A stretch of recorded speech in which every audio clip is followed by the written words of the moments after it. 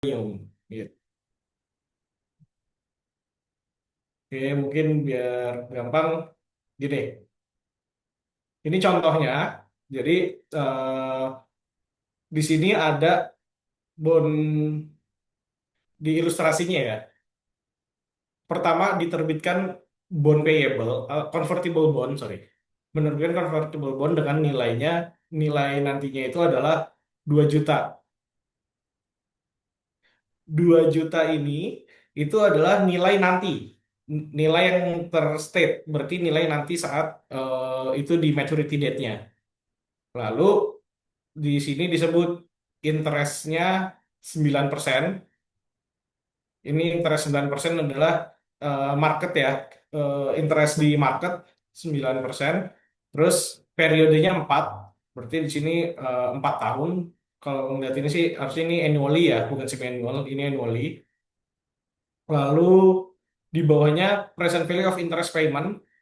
Interest paymentnya 120.000 dari 2 juta. Itu berarti sekitar berapa persen ya? Untuk bunga kupon rate-nya itu berarti di angka 120 dibagi 2. Di angka 6%. Berarti 6% itu kupon rate-nya 6%, market rate-nya itu 9%. Sehingga di sini dihitung present value-nya saat ini adalah 1,8 juta. Nah, teman-teman kalau misalnya menghitung pencatatan dari bond payable sendiri, kan jurnalnya adalah cash, bond payable, selisihnya itu eh, adalah nilai yang akan diamortisasi ya. Nah, tapi kalau misalnya di convertible bond, selisih nilainya itu langsung kita akuin sebagai share premium eh, conversion equity, itu nama akunnya. Jadi kita mencatatnya ini bond payable-nya sesuai dengan nilai present value liability komponennya, itu adalah present value dari bondnya itu sendiri. Lalu selisihnya itu adalah fair value dari equity komponen. Karena kan bondnya itu nantinya bisa dikonvert ya. Awalnya sebagai bond, nanti dia punya hak untuk dikonvert. Jadi ada eh, komponen di dalam dari nilai 2 juta ini ada komponen sebagai liability, yang satu lagi komponennya sebagai equity. Nah, ini bisa dilihat nilainya nanti pengakuannya eh, cash yang kita terima adalah 2 juta sesuai dengan bond yang diterbitkannya.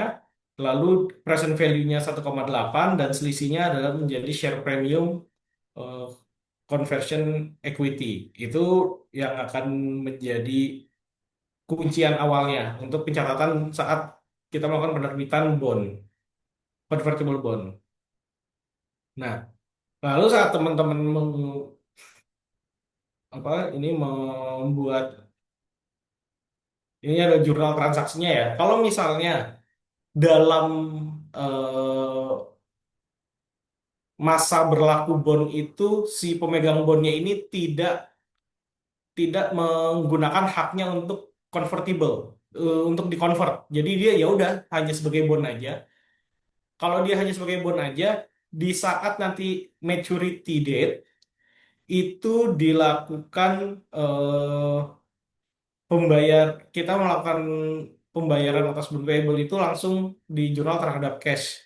Karena setiap tahunnya itu kita kan akan melakukan amortisasi ya, pembayaran bunga, terus juga di dalam itu akan ada schedule-nya, ada proporsi untuk interest expense-nya, ada proporsi untuk amortisasinya, sampai dengan saat maturity date kita melakukan jurnal penutupan bond, pelunasan bond itu langsung bond payable pada cash.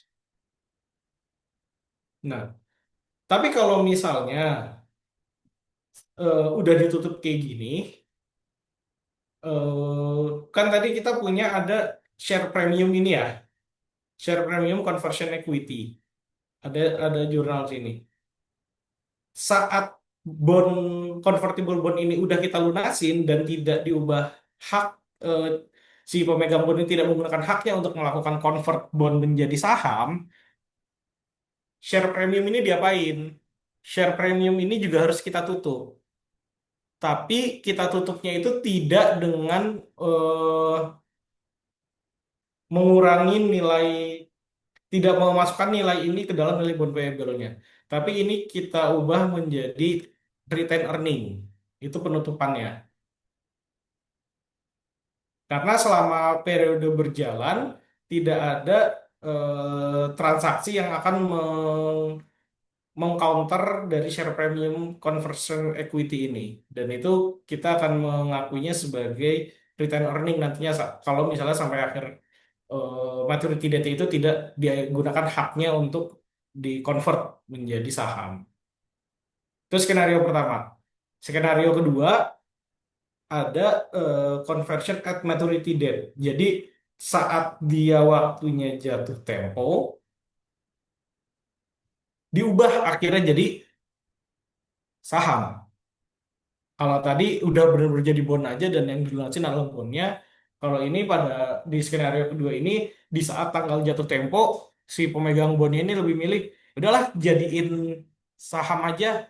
Gue pengen megang saham ke depannya. Nah kalau misalnya kayak gitu, di sini kita lakukan pencatatan pendebitan bond payable itu untuk menutup nilai bond payable-nya. Lalu nilai share capital ordinary ini dari mana? Ini sebenarnya kalau teman-teman baca di ini sayang di presentasinya nggak ada ini ya, nggak ada keterangannya. Sebenarnya di keterangan soalnya itu seharusnya muncul. Kayaknya nanti di soal ada deh. Apa nilainya itu berapa nilai nilai sahamnya itu akan kelihatan di situ. Lalu share premium ini yang conversion equity ini kita balik. Lalu nanti akan dicatat di share premium ordinary ini adalah selisihnya. Karena logikanya ini diakuin sebagai share premium, tetap diakuin sebagai share premium selisihnya, tapi karena sudah menjadi saham ordinary, nanti kita juga akan mengakui sebagai share premium ordinary. Nah, kalau misalnya yang skenario ketiga ini dilakukan konversi sebelum maturity date. Nah, sebelum maturity date ini diakui eh, proporsi, harus dihitung proporsinya dulu. Sehingga dari bond payable ini nilai bukunya berapa saat dilakukan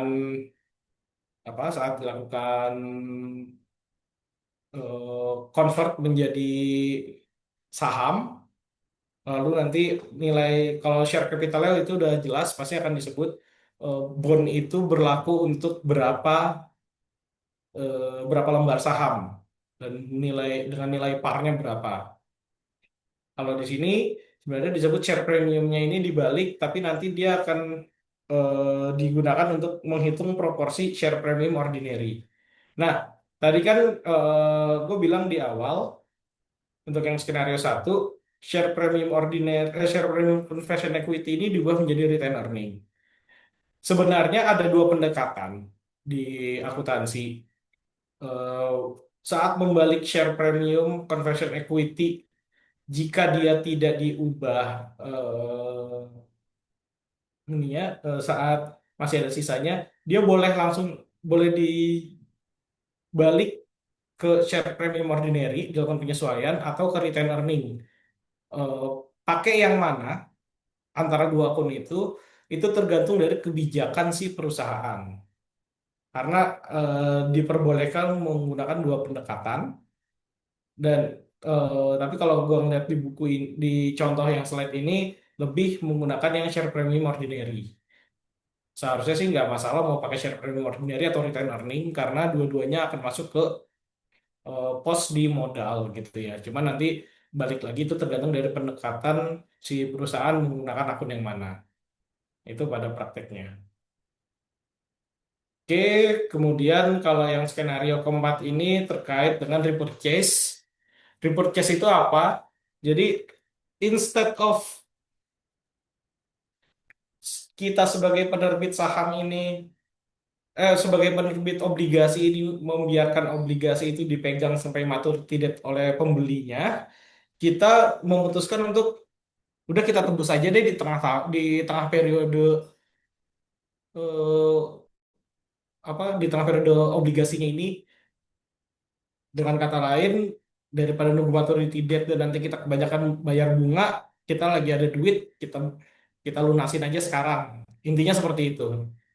Ini pendekatannya sebenarnya sama aja sih dengan eh, dengan repurchase before maturity date untuk kalau misalnya pelunasan bond biasa, cuman memang ada adjustmentnya di sini. Debit bond payable itu sesuai dengan nilai bukunya saat itu setelah dilakukan amortisasi. Terus share premium conversion equity-nya ini dilakukan dengan eh, menghitung fair value-nya dulu. Fair value dari equity komponen, terus eh, selisihnya dengan yang liability komponen itu berapa. Ini selisihnya diakuin untuk menutup share premium conversion equity. Cash-nya ini adalah cash yang kita bayarkan untuk pelaksanaan repurchase, lalu selisihnya bisa gain atau loss on repurchase of convertible bond. Nanti eh, kalau ada soal yang akan dikasih akan lebih kelihatan cara pengerjaannya. Sebentar, sorry, agak.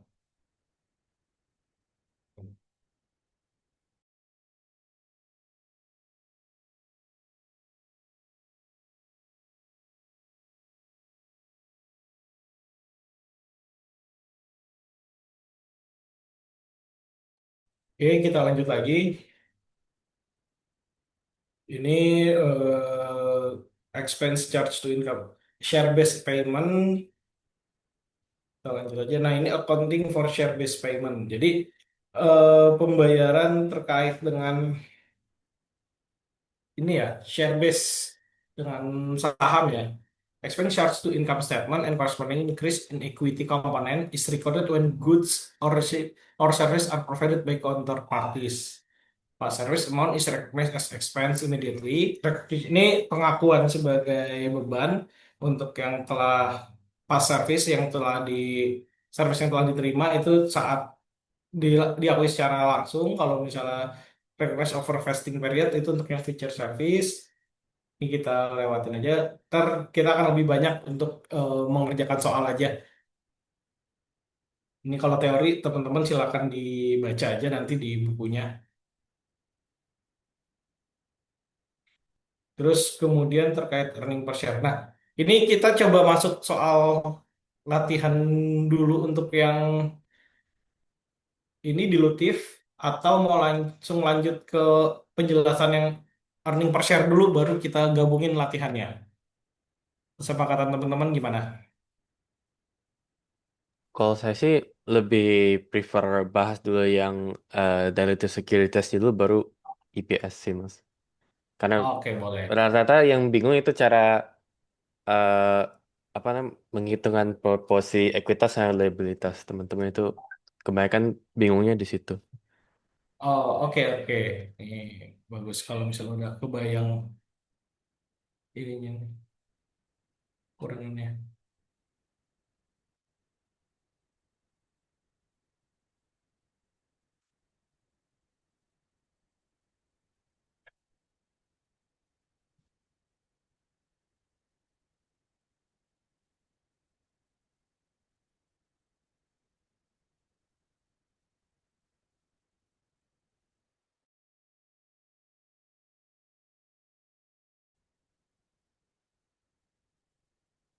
Halo, sorry, mati ya. Hah? Iya, share screen-nya udah Oke, end. oke.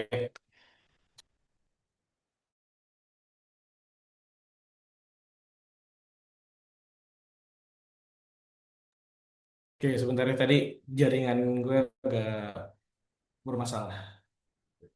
Hmm, soalnya materi.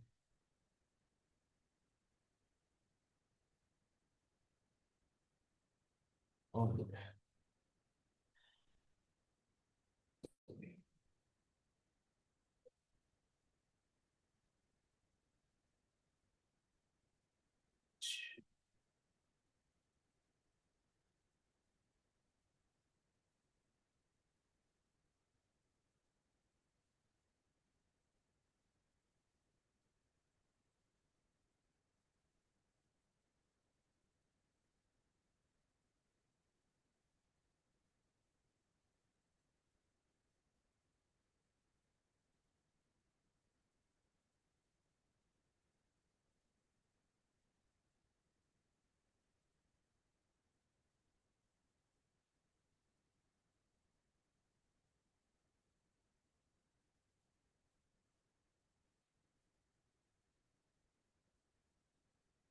Oke, ini gue coba.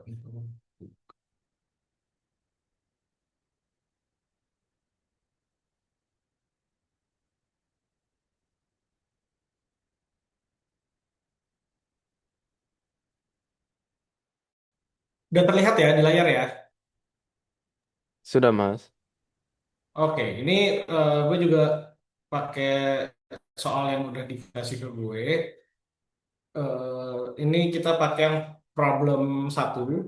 Jadi di problem satu ini, kayaknya tadi angkanya ini cocok sama yang tadi kita, contoh yang tadi ditampilin ya.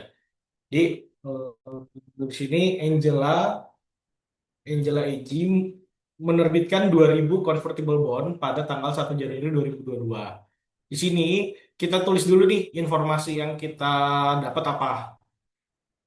Jadi cara mudahnya kita identifikasi dari soal ini. The bond have 3 year life. Periodenya tiga tahun periodenya, and are issued at par with face value of 1.000 per bond.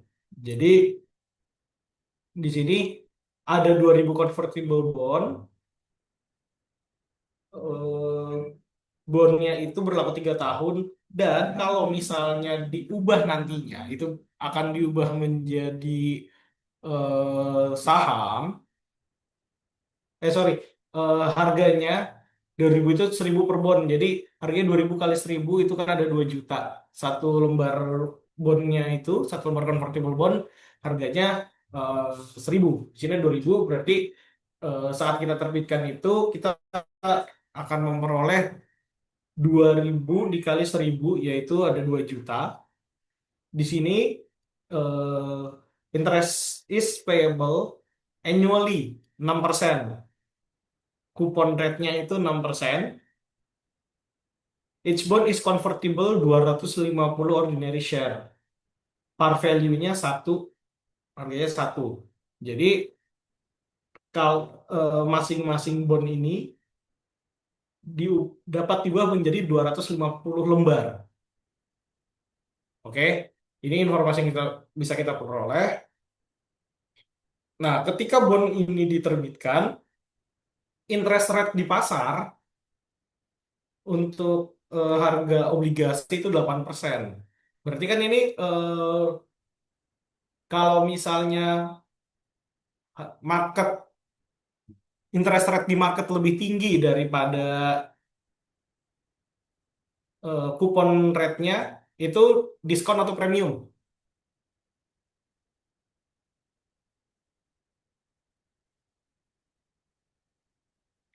Kalau misalnya normal kita akuinnya kan sebagai diskon. Nah, tapi karena ini dia convertible bond, gimana teman-teman mau menentukan equity komponennya? Equity komponen itu adalah selisih dari uang cash yang kita terima dengan present value dari bond itu sendiri. Itu kata kuncinya. Jadi dalam menentukan equity komponen di dalam convertible bond, itu teman-teman catat dulu cash proceed-nya berapa. Cash proceed itu kan tadi udah disebut ya. Di sini ada 2 juta. 2 juta ini diperoleh dari mana? Ini kan tadi disebut nih 2.000 convertible bond, 2.000 lembar dengan nilainya masing-masing 1.000 per lembar. Jadi 2 juta. Oke. Nah, di sini sudah 2 juta, 2 juta euro udah dapet. Sini 2 juta. Terus teman-teman setelah itu lihat apa lagi? Lihat present value dari bondnya. Namanya penerbitan bond, itu kan kita harus menghitung present value. Present value teman-teman ingat kan rumusnya kan? Ini langsung udah gue siapin faktornya. Tapi teman-teman tetap harus ingat rumus dari mencari present value bond ya. Nilai dari ini, nilai bondnya dikali dengan present value interest factor, lalu ditambah dengan ini present value dari interest paid, interest yang dibayarkan annualnya yang selama 3 tahun ini dari 6%, 6% dikali nilai bondnya, itu kan yang akan kita bayar nih 120.000 euro per tahun untuk bunganya. Yang mana di dalamnya juga ada eh, ada amortisasi dan interest expense-nya di sini. Nanti kita akan membuat juga schedule amortisasinya. Itu dihitung, kita dapat present value dari bondnya, lalu teman-teman silakan kurangin. Selisihnya ini, kalau dulu kita kenal discount on bond, premium on bond, sekarang eh, kita akuin selisihnya sebagai equity komponen.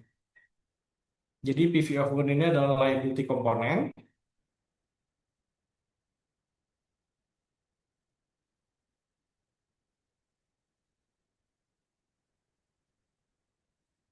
Selisihnya di equity komponennya. Nah, itu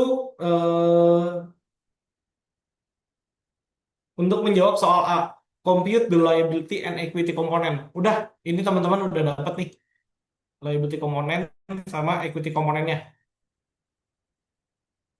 Terus kemudian teman-teman jurnal diminta prepare journal entry pada tanggal 1 Januari 2022 saat penerbitan. Jurnalnya apa? Seperti yang tadi dicontoh di bahan paparan. Jurnal entry-nya tentu kita nerima cash kan waktu penerbitan itu. Terima cashnya berapa? Cashnya ada 2 juta euro. Bond payable yang kita terima ini adalah PV-nya, present value-nya. Selisihnya, equity component ini masuk mana? Equity component ini kita masukkan sebagai share premium. Share premium apa? Conversion equity. Karena kan ini share premium dari kemungkinan equity, ekuitas atau saham yang nanti hasil konversi dari bond payable gitu ya. Nah, ini udah selesai nih untuk yang B, cukup segini aja. Masih ada yang bingung sampai B?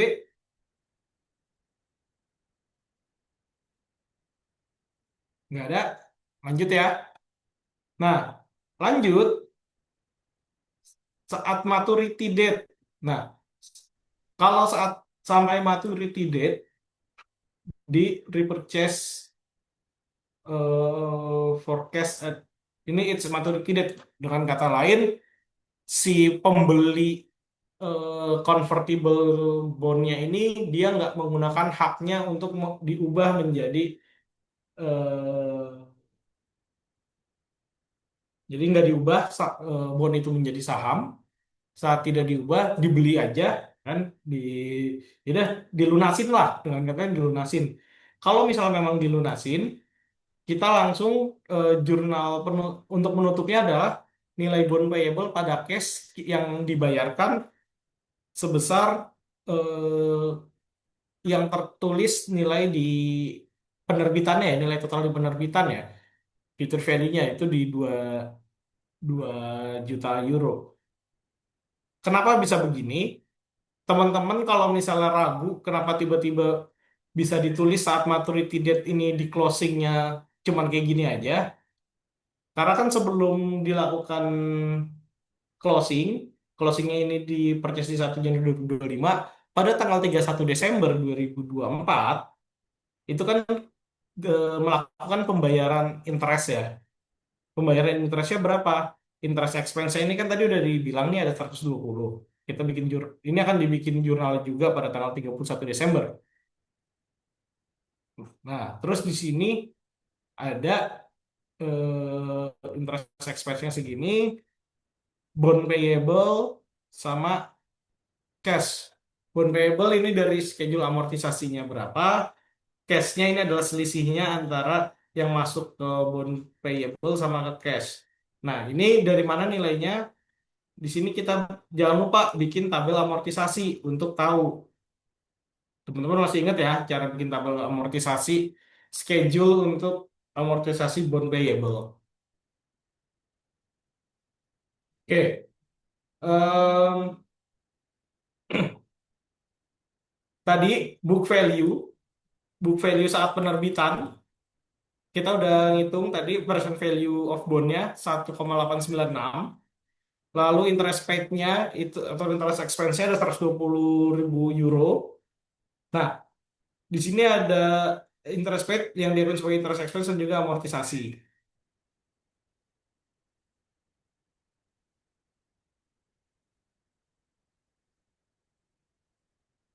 Nah, ini jangan lupa teman-teman, nanti dari tabel amortisasi inilah yang diakui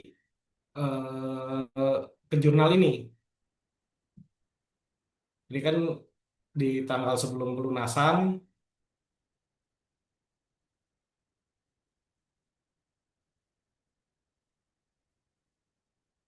Nah, kalau misalnya dia di repurchase atau cukup ibaratnya dilunasin lah tanpa adanya convertible, teman-teman cukup bikin kayak gini aja sebenarnya. Kalau tadi itu cuma untuk membuktikan adanya alur pembayaran interest di sebelumnya.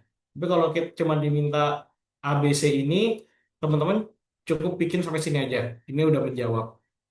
Tapi rasanya tidak akan sesimpel itu.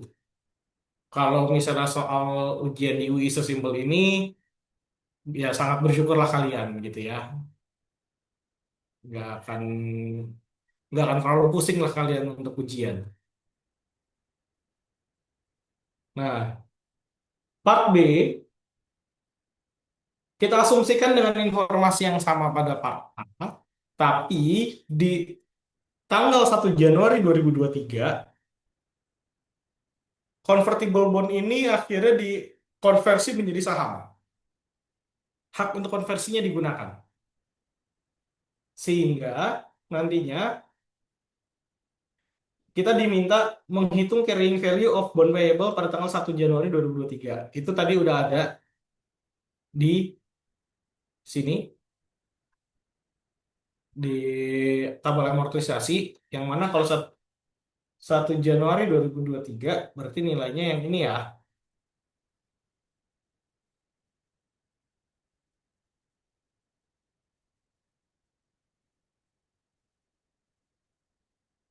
Nah, ini kalau udah, di sini perintah yang B adalah persiapkan jurnal entry untuk mencatat conversion pada tanggal 1 Januari 2023. Assume that journal relating to accrued interest has been made.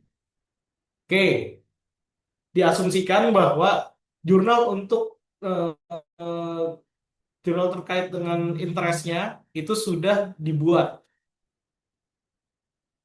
Berarti kita tidak perlu menjurnal terkait dengan pembayaran bunga yang ini. Pembayaran bunga ini kita nggak perlu jurnal, itu diasumsikan sudah. Kita langsung membuat jurnal terkait dengan konversinya. Nah, sebelum kita masuk jurnalnya, yang perlu kita buat di sini, kita hitung dulu nih, eh, share issue-nya berapa. Sebenarnya ada berapa lembar saham jadinya yang akan diterbitkan kalau misalnya dikonversi. Tadi di soal dibilang diterbitkan 2.000 convertible bond yang masing-masing per lembar bondnya itu akan diubah menjadi 250 lembar saham. Dengan kata lain, ini share issue-nya nanti akan ada 2.000 dikali 250, yaitu ada 500.000 lembar. 500.000 lembar saham dengan par value-nya 1 euro. Saat par value-nya 1 euro, berarti di sini nilai nilai dari bondnya ada di 500.000 euro. Paham ya?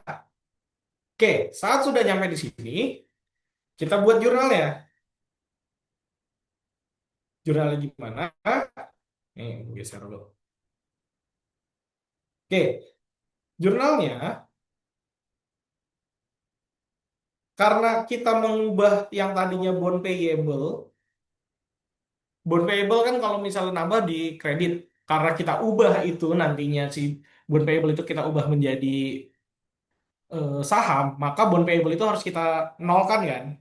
Kita nolkannya gimana? Berarti bond payable-nya kita taruh di debit. Oke? Ini senilai berapa? Nilainya adalah sesuai nilai buku di tabel amortisasi 1928669. Oke, kebayang ya? Nah, dari sini berikutnya yang nilainya udah pasti apa? Nilai berikutnya yang sudah pasti adalah share capital ordinary. Kan bond payable itu kita ubah menjadi share. Berarti kan kalau misalnya penerbitan saham jadinya share capital ordinary. Ini adalah jurnal untuk mencatat terbitnya saham. Nilainya berapa? 500.000 euro sesuai dengan yang di sini. Udah match ya. Nah, karena kita menggunakan eh, hak untuk mengkonvert si bond ini menjadi saham, maka yang di awal tadi kita mencatat sebagai equity komponennya di share premium conversion equity, tadi kan kita udah catat tuh masuk ke dalam share premium conversion equity. Itu adalah keuntungan kita seolah-olah menjadi keuntungan kita karena memiliki convertible bond. Nah, karena kita menggunakan haknya, menggunakan hak itu digunakan haknya untuk diubah menjadi dari convertible bond menjadi saham, itu harus kita tutup dulu pengakuan keuntungannya ini. Kita tutup, kita debit. Yang tadi ya di kredit ini share premium conversion equity, kita tutup di sini. Kan nilainya nggak balance karena ada lebihnya kan.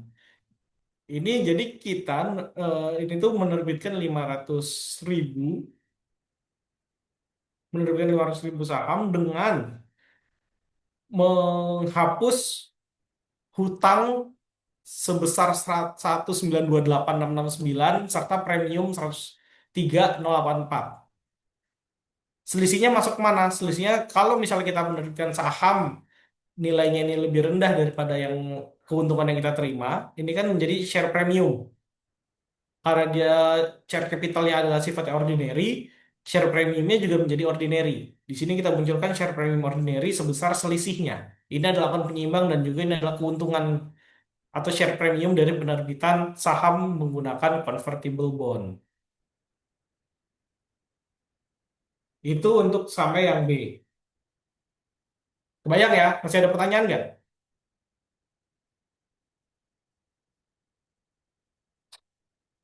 Ada yang nggak ngerti dengan penjelasannya?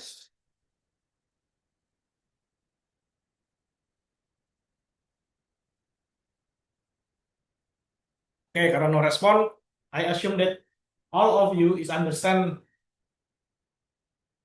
dengan apa yang gue sampaikan. Selanjutnya, soal yang C, asumsikan pada tanggal 1 Januari, assume that the bonds were repurchased, dilakukan repurchase-nya itu pada tanggal 1 Januari. Jadi di tanggal 1 Januari 2023 bukannya di convert tapi di repurchase, tapi dengan nilai 1940.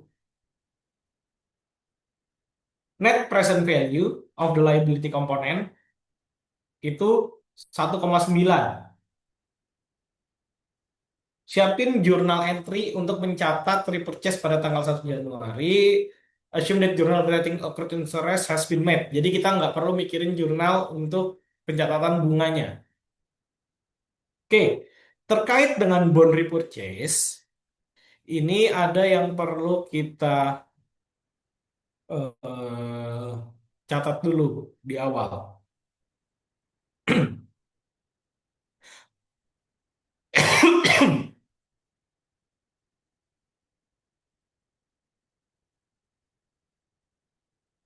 Nah, yang perlu kita catat di awal adalah di sini informasi yang pertama, cash paid. Kita menerima cash, ya kita untuk mengeluarkan cash, sorry, kita mengeluarkan cash untuk merepurchase itu sebesar 1940. Ini ya. Terus di sini disebut net present value dari liability component of convertible bond itu 1,9. Hingga kita tulis di sini net present value of liability component itu 1,9. Ada selisih antara yang cash yang kita bayarkan dengan net present value dari liability component itu sendiri. Nah, selisihnya itu diakui sebagai equity component, sebagai net present value dari equity komponennya. Oke. Nah, dengan kita mengakui itu sebagai equity komponen, maka nanti ini akan mengurangi share premium dari yang di awal tadi, share premium conversionnya. Oke, ini kita simpan dulu itu catatan kita yang ini kita simpan dulu.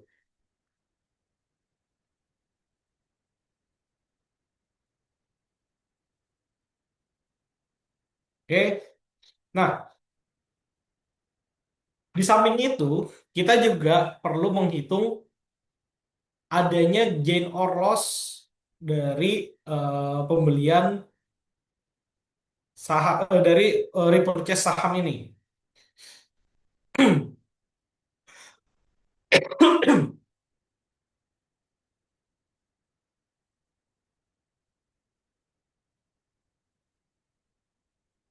Oke.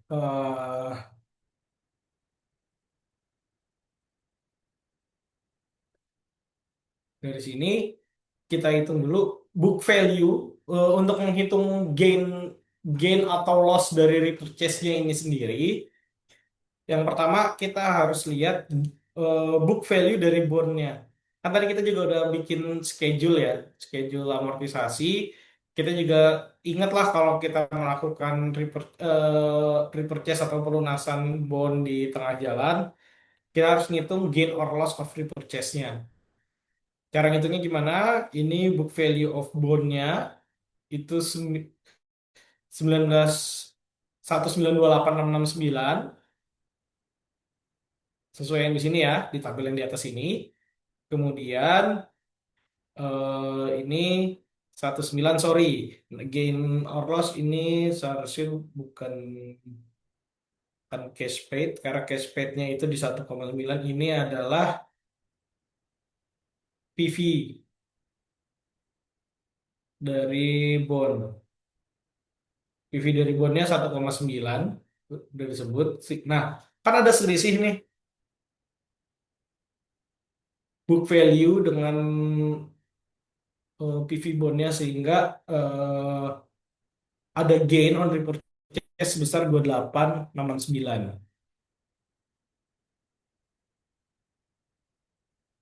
Oke, sebentar.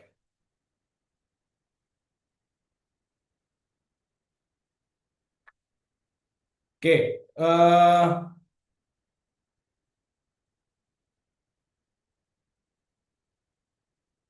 setelah kita mendapat hitungan ini,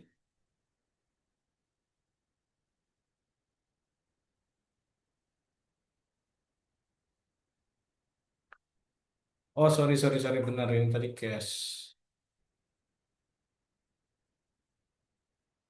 Oke, gini, eh spread for liability component.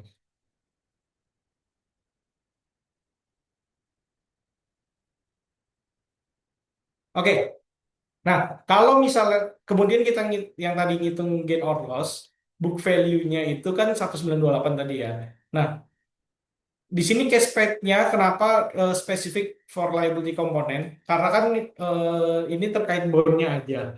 Kalau terkait bondnya aja, tadi di sini kita udah lihat nih, NPV kita bayar 1940, proporsi 40 ini untuk bayar equity komponen, berarti untuk bayar liability komponen ini kan 1,9.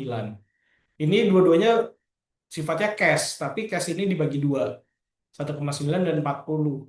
1,19 1,9 juta ini cash paid for liability component. Berarti dengan book value bondnya itu 1928669, tapi waktu kita melakukan pelunasan, kita hanya bayar 1,9 khusus untuk liability komponennya aja. Oke? Nah, Saat kita udah dapat ini, kita lakukan penjurnalan. Jurnalnya gimana? Pertama, bond payable-nya kita kosongin dulu. Kita bikin jadi nol nilainya karena kita repurchase sesuai dengan nilai buku. Kemudian kita catat uang kita yang keluar secara total berapa. Uang kita yang keluar secara total itu adalah 1940, ya kan? Nah, 40-nya ini yang tadi 40 untuk equity komponen itu akan menjadi pengurang dari ini share premium conversion equity ini yang nilainya tadi awalnya 103 karena di sini kita lakukan pelunasan ada NPV yang kita bayarkan sebesar 40.000.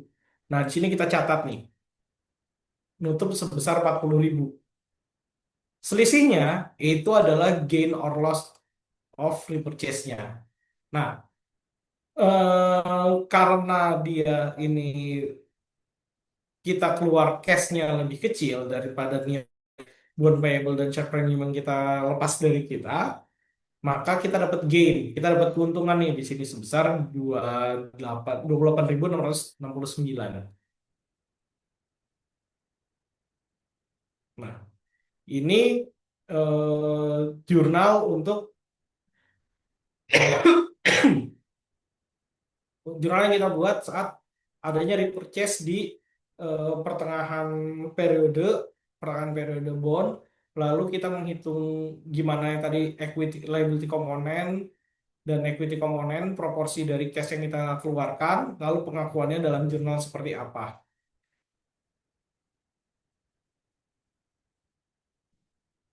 Nah, kira-kira seperti ini. Kemudian, ntar teman-teman pasti akan bingung. Kak, kan share premium conversionnya masih ada sisa nih, ya kan? Conversion equity awal, ini kan masih ada sisa, ya kan? Ini di akhir.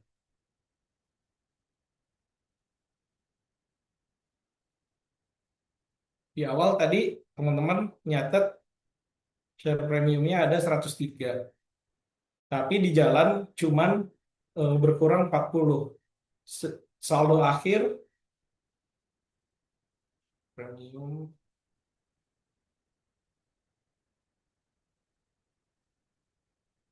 lalu saldo akhirnya berarti kan masih ada sisa nih.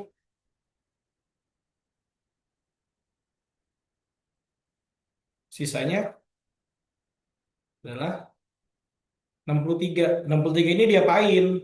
63 ini kalau secara standar akuntansi ini dilakukan reklasifikasi. Kenapa? Karena akun yang berkaitan dengan conversion equity ini atau bond payable yang terkait dengan share premium conversion equity, kepemilikan hak conversionnya ini udah nggak ada, sehingga dia sudah tidak punya eh, kontra akunnya. Nah, nilai ini harus direklas supaya eh,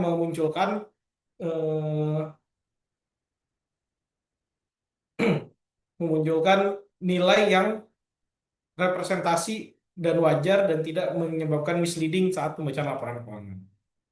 Nah, direklasnya kemana? Direklasnya karena ini kondisinya juga tidak ada share ordinary yang diterbitkan ya, dia tidak dikonversi tapi dia benar-benar hilang, maka ini dapat direklasifikasikan ke return earning.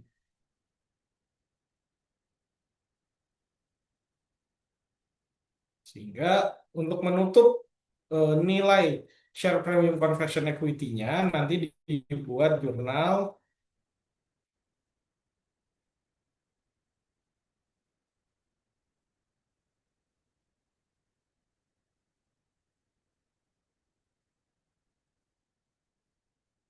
untuk ke return earning. Dah, ini jawaban untuk yang poin C. Satu soal udah selesai. Ada pertanyaan?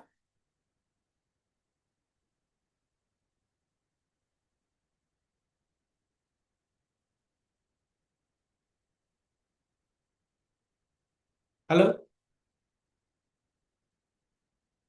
Tidak ada Mas, masih masih bisa ngikut, masih ngerti kalau saya. Oke, masih paham ya? Berarti nggak ada masalah ya? Nggak ada masalah Kalau Mas. nggak ada, Mm. oh, oke, kalau nggak ada masalah bagus lah. Berarti kita bisa cepat ini. Nah, ini kita waktu udah tinggal 1 jam lagi. Kita masuk ke EPS dulu ya, biar kebahas juga. Nanti kalau ada selisih waktu, baru kita latihan soal lagi untuk yang dilutif ini ya. Maksudnya biar keburu nih waktunya. Siap Mas. Mm. Boleh lanjut langsung ke Oke, oke. IPS. Mm. Oke.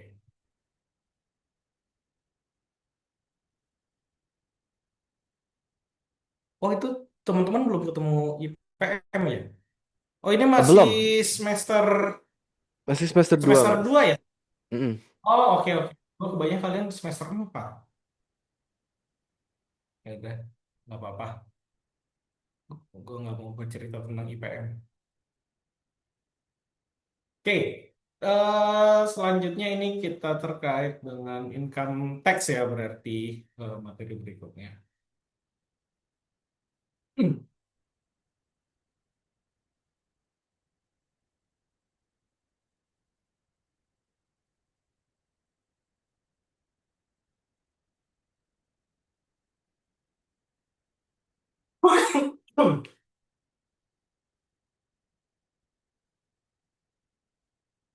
Oke, untuk accounting for income tax, gue nggak lama-lama mungkin untuk terkait penjelasannya. Untuk yang income tax ini sendiri sebenarnya kuncinya gini, pencatatan akuntansi, pencatatan keuangan, pencatatan laporan keuangan berdasarkan akuntansi dan juga berdasarkan ketentuan perpajakan itu pasti akan ada bedanya. Kenapa? Karena ada perbedaan pendekatan yang diatur melalui standar akuntansi dan dengan yang diatur melalui ketentuan perpajakan. Teman-teman yang kerjanya di DJP yakin udah paham banget, ataupun teman-teman yang bekerjanya di biro keuangan, biro umum atau di biro keuangan atau yang berkaitan dengan inilah, atau kalau di perusahaan swasta itu bekerjanya di finance, di fungsi finance, pasti akan tahu ada perbedaan. Hmm. Perbedaannya karena kalau akuntansi itu kan mengenalnya accrual, mengenal sistem accrual dan mana dia perhitungannya udah punya standar sendiri. Sedangkan kalau ketentuan perpajakan dia juga punya aturan-aturannya sendiri, baik aturan perpajakan mana yang sudah bisa diakui sebagai keuntungan, mana yang tidak boleh, bahkan mana yang tidak bisa diakuin dalam perpajakan gitu. Beban-beban yang tidak bisa diakui sebagai pengurang pajak pun mereka ada sebenarnya gitu. Makanya nanti akan berbeda nih perhitungan antara akuntansi dan juga perpajakan. Nah, perbedaan itu ada dua sifatnya. Yang perbedaan permanen dan juga perbedaan temporer. Nah, apa sih perbedaan permanen sama perbedaan temporer itu? Kalau perbedaan permanen itu artinya mau kita melakukan pencatatan keuangan dan juga melakukan pencatatan perpajakan sampai kapanpun, mau sampai dunia kiamat pun, selama aturan perpajakannya itu tidak berubah, itu akan selalu beda di situ. Nggak pernah akan ketemu nilainya ketemu di satu titik. Itu beda permanen. Karena ada hal yang tidak bisa diakui di perpajakan. Gitu. Sedangkan kalau perbedaan temporer itu terjadi karena adanya perbedaan pendekatan yang diakui dalam akuntansi dan juga dengan yang diakui di dalam perpajakan, sehingga saat ini nilainya beda. Tapi bisa jadi, bukan bisa jadi, tapi dalam waktu beberapa tahun ke depan, beberapa periode ke depan, nilai akhirnya pasti akan sama. Itu yang disebut sebagai perbedaan temporer. Contohnya apa? Contohnya perbedaan temporer itu akan beda perhitungan pajak. antara yang dilakukan di akuntansi dan juga di perpajakan karena pendekatan penyusutan. Teman-teman tahu kalau di dalam laporan laba rugi, interest itu taxes itu kan di akhir di bawah. Setelah adanya pengurangan eh, apa kan pendapat revenue, COGS, laba kotor, dikurangin depreciation bla bla bla segala macam ya, sampai dengan nanti ketemu di dikurangin taxes sampai dengan earning before tax yang dikurangin tax sehingga nantinya jadi net income. Nah, saat didepresiasi itu kan kalau di ketentuan perpajakan sama di akuntansi akan ada perbedaan pendekatan. Ada yang di ketentuan perpajakan harus pakai double declining dari awal. Tapi dalam akuntansi diperbolehkan equipment tersebut nggak harus pakai double declining kok. Lu boleh pakai straight line. Nah, saat item itu berbeda, di tahun awal, kan yang diakuin secara akuntansi di straight line method, depreciation-nya akan lebih rendah daripada kita menghitung depreciation expense menggunakan double declining balance. Saat menggunakan double declining balance, nilai dari depreciation kita akan melonjak. Nah, di situ kan ada perbedaan. Di awal itu berbeda. Tapi kalau kita ikutin terus alur dari eh, tahun bukunya ke depan-depan sampai equipment itu habis, nanti kan ujung-ujungnya akan sama nih. Total depreciation-nya pasti sama, gitu kan. Teman-teman juga kalau misalnya bikin bikin apa bikin tabel depresiasi dua dua equipment dengan nilai yang sama masa apa masa manfaat yang sama tapi pendekatannya berbeda kan kelihatan tuh ada perbedaan waktu di awal. Kalau straight line nilainya kan tetap di titik tengah lah, tapi kalau double declining kan awal-awal nilainya tinggi, lama-lama semakin rendah. Tapi kalau misalnya di jumlah kumulatifnya akumulasi depresiasinya pasti akan sama kan. Nah, perbedaan sepanjang tahun itu yang menjadi perbedaan temporer. Nah, perbedaan temporer sendiri nanti akan dibagi dua nih. Perbedaan temporer itu ada yang diakuinya sebagai deferred tax liability, ada yang diakui sebagai deferred tax asset. Ini semoga teman-teman memahami juga nggak balik ya. Jujur untuk gue sendiri untuk memahami apa itu DTL dan DTA itu agak sulit waktu pada awalnya ya, waktu masa-masa pembelajaran. Gue baru ngeh apa itu DTL dan DTA setelah gue lulus kuliah. Baru gue bisa, oh ini yang dimaksud DTL, oh ini yang dimaksud DTA saat gue dihadapin dengan kondisi laporan keuangan secara real, bukan kondisi laporan keuangan yang dari ilustrasi buku atau ilustrasi soal. Tapi semoga teman-teman udah kebayang duluan, udah lebih paham lah, gue yakin udah lebih canggih, lebih paham apa itu deferred tax liability dan juga deferred tax asset. Jadi, deferred tax liability itu gini, secara ketentuan eh, perpajakan,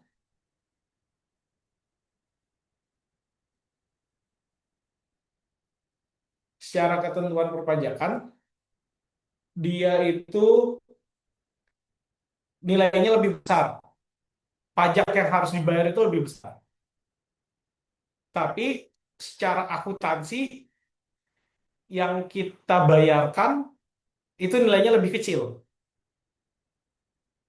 Saat perhitungan perpajakan itu menjadi nilainya lebih besar daripada yang kita catat di akuntansi, berarti kan kalau secara pembukuan itu kita bayarnya lebih kecil dong dari yang seharusnya. Nah, karena kita bayarnya lebih kecil dari yang seharusnya di ketentuan perpajakan, kita akuin selisihnya sebagai deferred tax liability gitu loh. Karena dalam laporan keuangan kita, kita belum belum menghitung itu sebagai beban pajak, tapi kita masih menghitung itu sebagai kewajiban nanti di depan. Itu akan ke write off. Gitu. Sedangkan kalau misalnya DTA, Deferred Tax Asset, itu kita bayar pajak, perhitungan perhitungan tax expense kita di dalam laporan keuangan kita itu lebih besar daripada perhitungan kewajiban perpajakan kita sesuai ketentuan perpajakan untuk tahun itu. Nanti kan jadi seolah-olah kita bayarnya lebih banyak nih daripada daripada pajak yang seharusnya kita bayar. Nah, itu yang nanti akan menjadi aset, deferred tax asset. Kenapa? Karena ibaratnya kita sudah mencadangkan lebih awal pajak itu secara akuntansi lebih besar daripada yang seharusnya. Tapi nanti seiring berjalannya waktu itu akan ter ke write off lah dengan ketentuan perpajakan perhitungan pajak kita di masa-masa yang akan datang. Itu perbedaannya DTL dan DTA.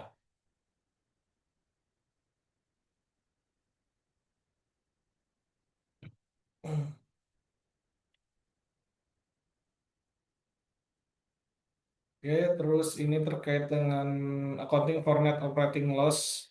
Net operating loss denotes a situation where in company's tax deduction exceed its taxable income within a financial year. Jadi total tax deductionnya ini melebihi pendapat earning before tax-nya. Jadi pendapatan yang bisa taxable income. Jadi kan ada income perusahaan yang dapat dikenakan pajak, menghasilkan kena pajak lah. Nah, tax deduction-nya ini lebih besar atau lebih besar daripada eh, gross income yang dapat dikenakan pajak di dalam laporan keuangannya. Ini ada yang eh, loss carry forward sama loss carry back procedure.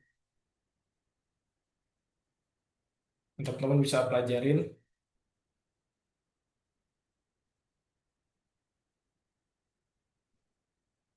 Oke, sebenarnya konsep utamanya itu, ini sisanya penjelasan aja.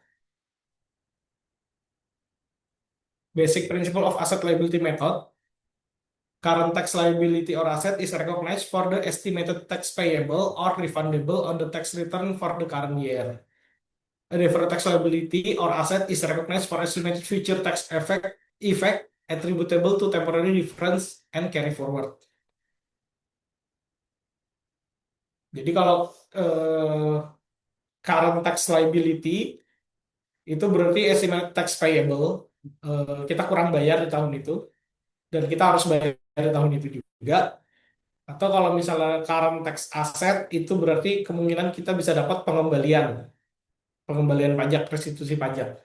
Tapi kalau deferred itu kita cadangkan. Kayak yang tadi gue jelasin, deferred tax liability itu berarti kita sudah menghitung adanya perkiraan kita punya utang pajak nih ke depan. Kalau deferred tax asset berarti oh kini kita punya kelebihan bayar yang nantinya akan ke write off sesuai berjalannya waktu eh, waktu ke depan gitu ya di laporan keuangan tahun-tahun berikutnya.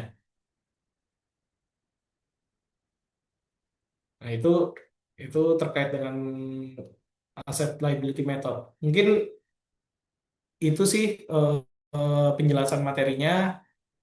Kita refresh, pasti dari dosen ataupun dari Astos juga sudah menjelaskan lebih detail.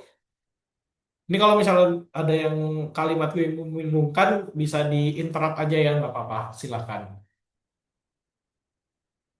Gue suka kalau misalnya emang gue ada keliru, diinterrupt terus kita jadinya diskusi. Itu lebih baik. Oke, terus kita mau buka ya.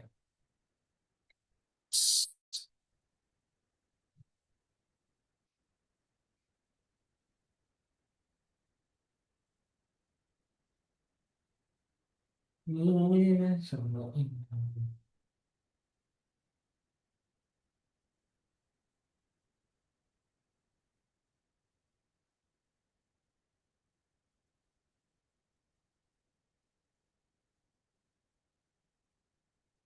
Oke.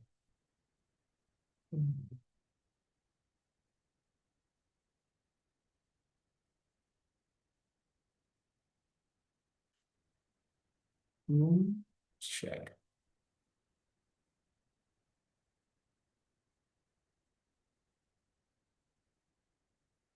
Oke, em, ini contoh soalnya. Ini kita belajar untuk mengidentifikasi dulu. Gue mau semuanya open mic, ya nggak usah semuanya nggak mau, tapi gue mau di sini kita open mic, kita diskusi. Jadi dari A sampai J ini kita diminta untuk mengelompokkan masuknya kategori apakah ini akan menimbulkan DTA, DTL, atau beda permanen.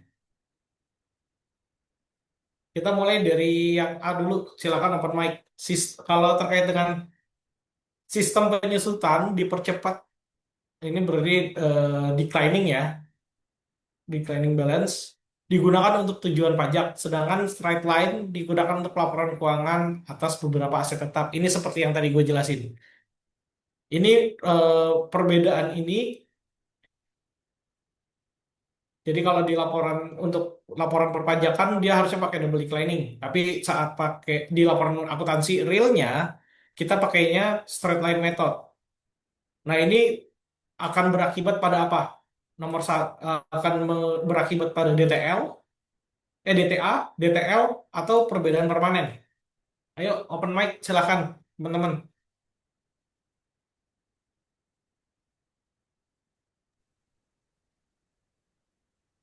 Hmm,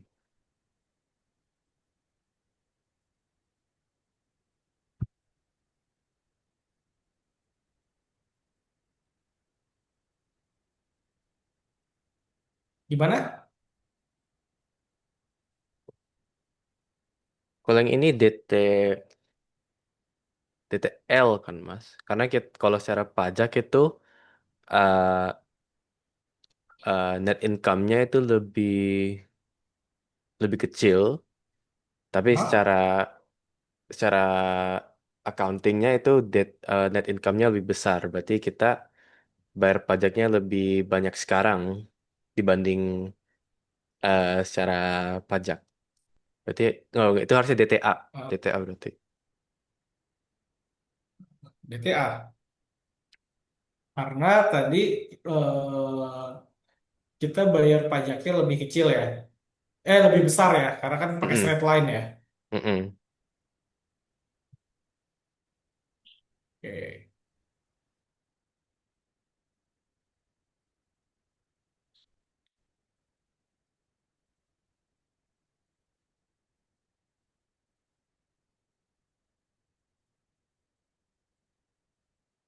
Ini, ini yang nomor satu, nomor dua, nomor satu ya. Yang satu yang A. Ya, ada pendapat lain nggak?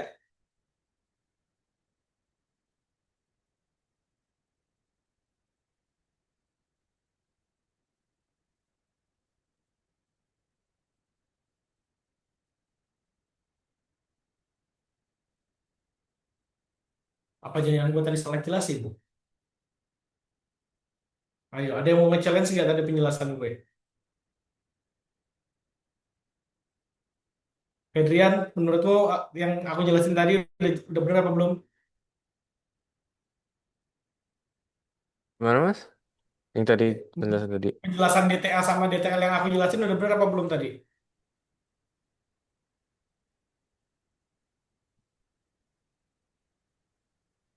Atau jangan aku ada keliru?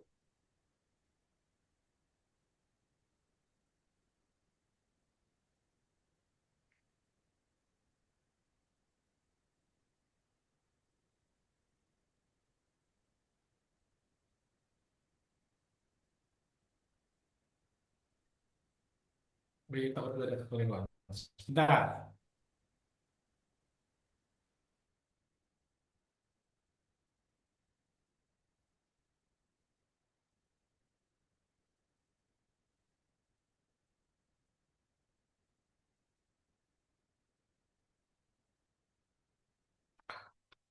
Oke, kayaknya gue tadi agak salah, agak kebalik. Enggak.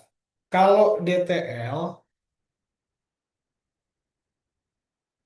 kita itu akuntansi, secara akuntansi kita hitung eh, eh, penghasilan kita besar. Penghasilan ini besar, sehingga pajaknya besar.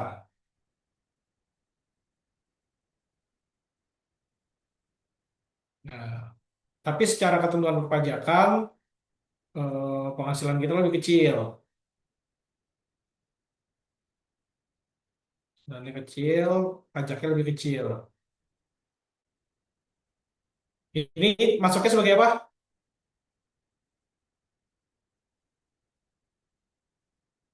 Kalau pencatatan akuntansi kita pajaknya lebih besar dibanding eh, ketentuan perpajakan. Itu kalau akuntansi itu lebih besar itu apa income-nya itu berarti harusnya DTL.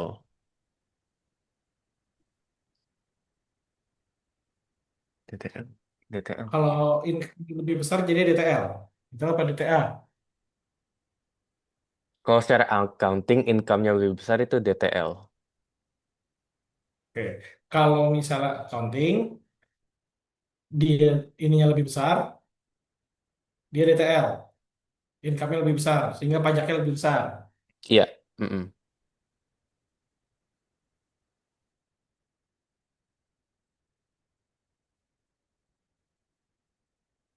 Bukannya, oh ya benar. Oke. Berarti kalau misalnya akuntansinya lebih rendah, ini DTA ya. Iya. Kalau income-nya, kalau untuk pencatatan income-nya itu DTA. Oke. Berarti tadi yang A valid.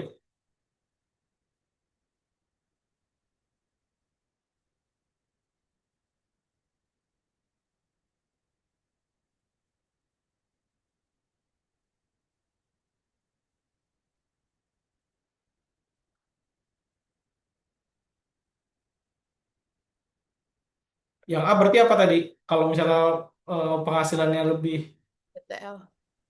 DTL ya. DTL. Mm-mm. Oke, berarti yang A ini jadinya DTL ya,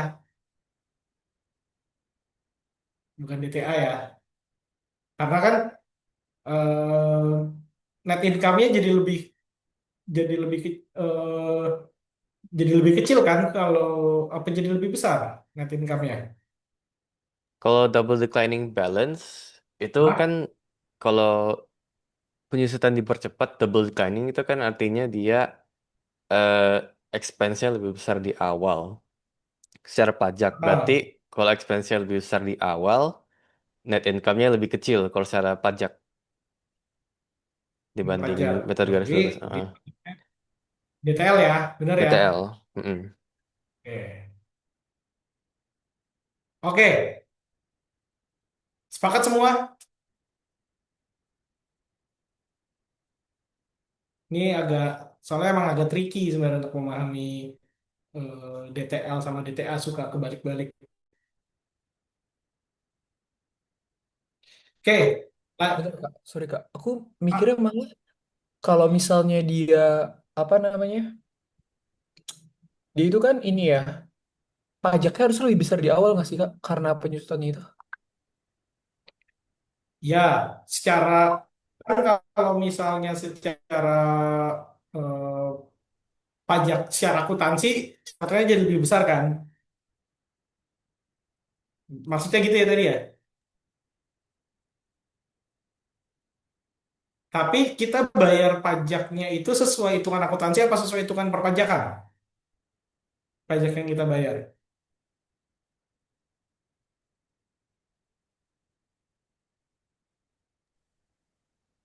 Sesuai pajak dong, Kak. Ya nggak sih? Kalau pajak menjadi lebih besar, Sesuai pajak. iya. Kalau aku nangkap justru kan itu menjadi future deductible amount kan jadinya. Aku mikirnya itu DTA justru. Enggak ya? Oke, gini. Ini emang ini bagus sih, ini buat diskusi, jadi nggak ketukar-tukar nih untuk DTL sama DTA. Jadi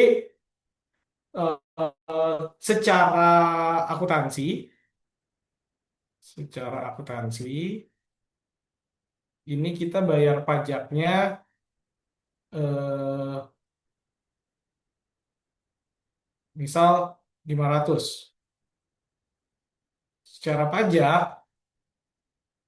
karena tadi di sini pakai straight line ya, ini kan pakai SL, sehingga income-nya kan lebih tinggi. Income lebih tinggi, pajaknya lebih tinggi. Pajak lebih tinggi eh, karena pajak 500. Secara perpajakan, kita cuma kena 250. Jangan deh, angkanya terlalu bagus. Kita cuma bayar misal di angka 200. Ini ada selisih 300. Oke. Nah, yang kita bayar ke perpajakan yang 500 apa yang 200? 200. Yang kita bayar 200. Berarti secara akuntansi karena kita bayarnya 200, suatu saat di masa depan kita perlu bayar yang 300 nggak?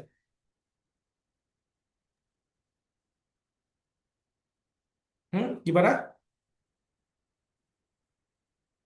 Perlu, Kak. Perlu kan? Yang 300 ini perlu kita bayar kan ke depannya. Nah, karena masih ada 300 yang perlu kita bayar, ini diakuinya sebagai DTL.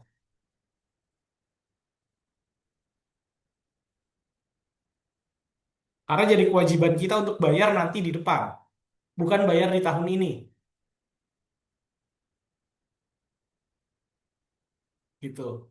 Jadi, gue mungkin tadi eh, penyampaian materi DTL sama DTA di awal gue kebalik, gue minta maaf, gue revisi. Jadi kalau misalnya DTL itu secara akuntansi kita harusnya bayar 500, tapi secara habis dihitung secara ketentuan pajak kita cuma bayar 200. Selisihnya ada 300, kita alokasi kita lebih, tapi kan kita bayarnya cuma 200 kan sesuai dengan yang ketentuan perpajakan. Sehingga 300 ini kan belum kita bayar, tapi akan kita bayar di suatu saat nanti ke depan. Sehingga kita akuinnya dia sebagai DTL gitu. Berbeda kalau misalnya kita harus, karena nanti eh, kalau misalnya kita berbicara pakai ini, di suatu saat nanti ke depannya kita itu secara akuntansi akan cuman bayarnya 200. Sorry. Yang misal ke depannya 500 lah tetap. Kita harus bayarnya 500 tetap. Tapi secara perpajakan kita harus bayar 800. Berarti ada selisihnya 300 nih yang belum kita bayar, ya kan? Tapi yang 300 ini karena bawaan dari sini. Kita udah mengalokasikannya di DTL. Jadi tidak akan mengganggu perkiraan kita. Karena ujung di ending, ini misal 500, 500, 500 gitu ya. 500, 500 di sini ada ini juga 500 lah misal.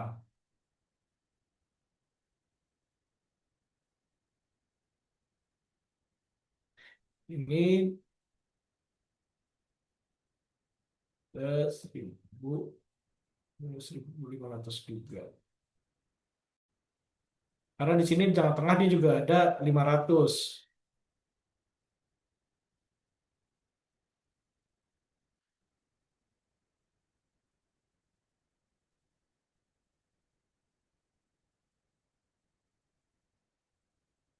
Nah, yang 300 ini kan udah kita alokasikan sehingga dia menjadi DTL. Nah, ini eh, teman-teman harus berhati-hati untuk menetapkan dia sebagai DTL atau DTA. Kalau misalnya dia eh, kalau misalnya DTL itu ibaratnya kita ngutang pajak. Jadi ngutang pajak untuk masa depan. Dengan kata lain, kita udah udah estimasi harusnya besar bayarnya, tapi dari pajak itu udah sekarang lu bayar sedikit aja, yang 200, yang selisih 300 ini kan masih nanti ke depan nih. Lu hitung sebagai utang lu aja dulu deh, karena kita kasih kelonggaran. Dihitung sebagai DTA itu kapan? Kalau misalnya ternyata ini kebalikannya, secara akuntansi kita cuma 200, lalu secara perpajakan kita harus bayar 300. Kita udah bayar 100 duluan di awal kan. Bayarnya lebih besar 100 daripada akuntansi kita. Tapi ini nanti akan write off apa yang ketentuan pajak kita di tahun ke depan gitu. Maka itu nanti jadi DTA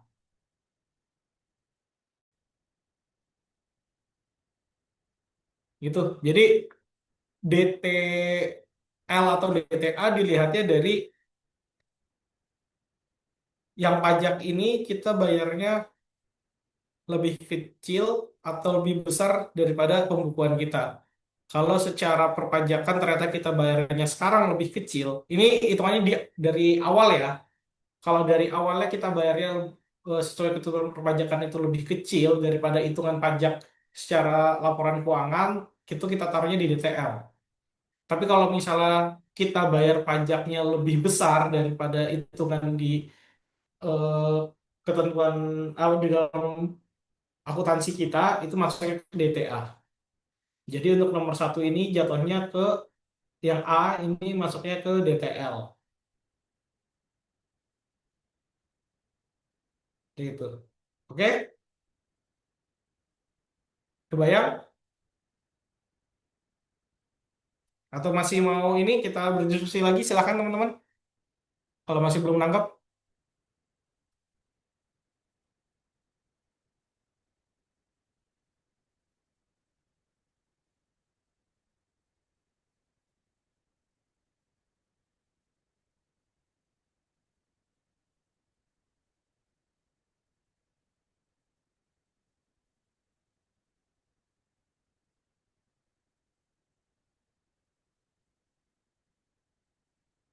Oke, ini gue juga kembalikan ke slide tadi. Nah, DTL itu saat tax income lebih kecil daripada accounting income.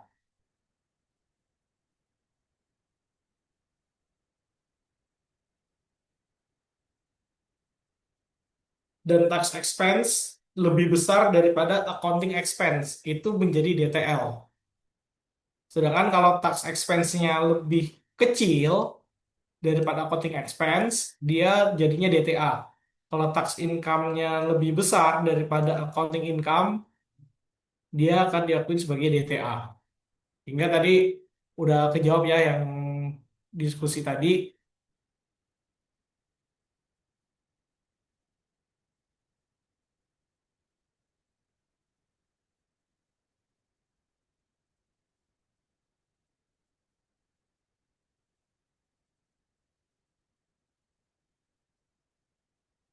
Oke, ini makasih loh. Udah sampai dibuat jurnal. Luar biasa memang.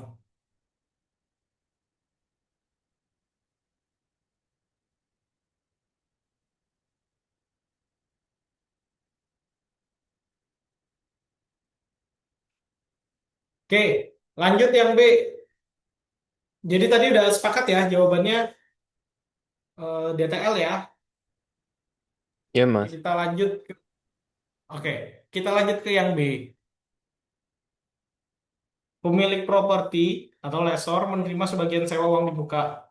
Sewa diterima dikenakan pajak pada periode saat diterima. Ini DTA atau DTL?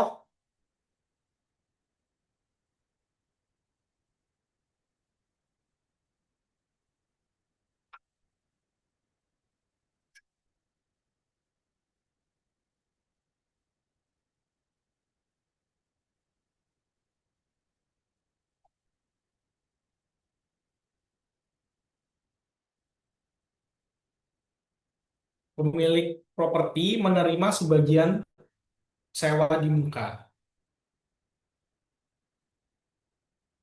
Prepaid ya, unearned berarti unearned revenue. Unearned. Oke, kalau dengan unearned, ini akan menjadi DTA atau DTL.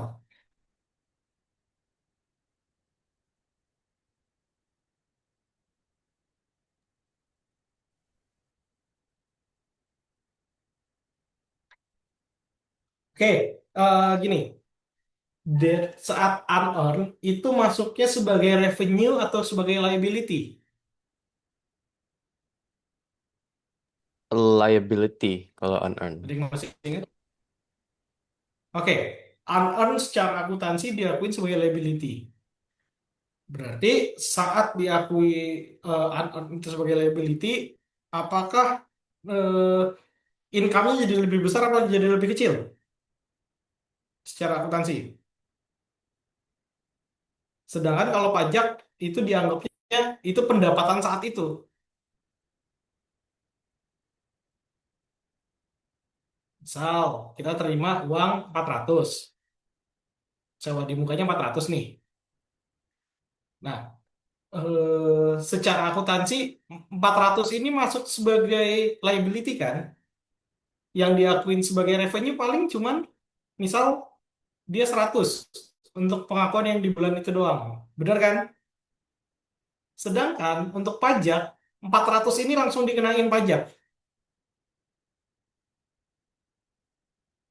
Berarti secara pajak tax income ini lebih besar daripada accounting income, ya kan?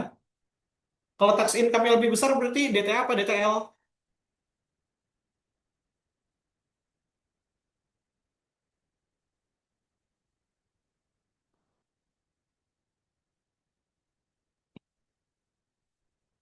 Kalau tax income yang lebih besar berarti dia masuknya sebagai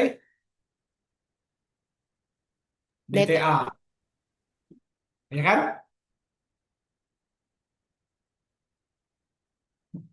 Bener Ya, ya? dia DTA, Mas. Oke, berarti ini sebagai DTA. Oke, lanjut soal berikutnya.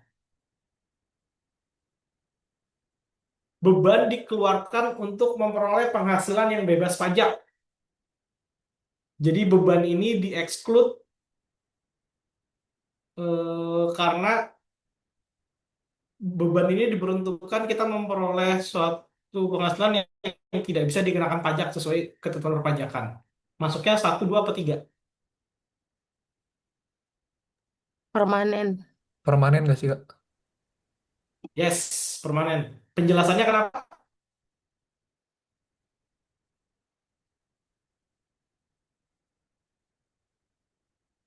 Ada yang Karena bisa kasih sifatnya penjelasan? sifatnya penghasilan yang bebas pajak. Jadi dia nggak ada hubungannya antara accounting treatment sama tax treatment. Yes, betul. Karena dia eh, digunakan untuk penghasilan yang bebas pajak. Penghasilannya aja bebas pajak, masa bebannya mau dikenakan perpajakan juga kan nggak mungkin. Jadi itu harus berimbang. Sehingga dia akan jadi beda permanen. Oke, selanjutnya.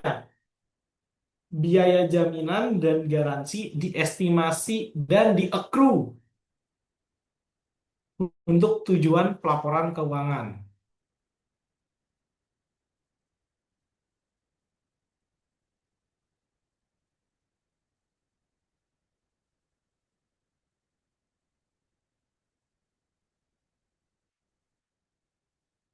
Ini maksudnya adalah expense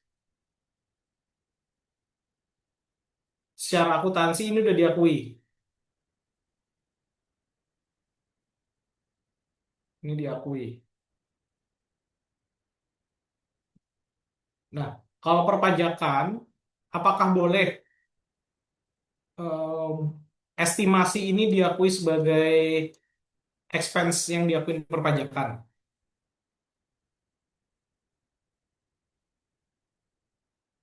Kata kuncinya sebenarnya di sini nih.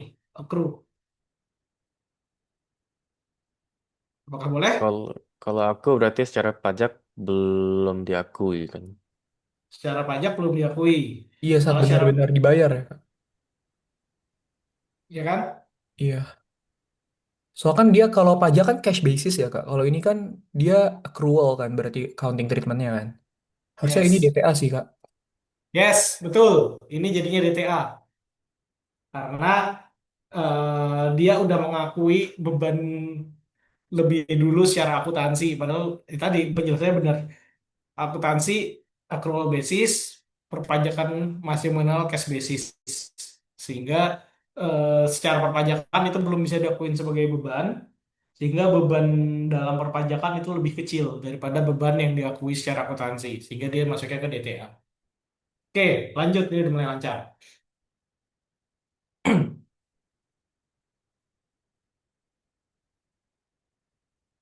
Berikutnya, penjualan investasi secara angsuran dicicil dicatat dengan metode accrual untuk tujuan pelaporan keuangan dan metode angsuran untuk tujuan pajak.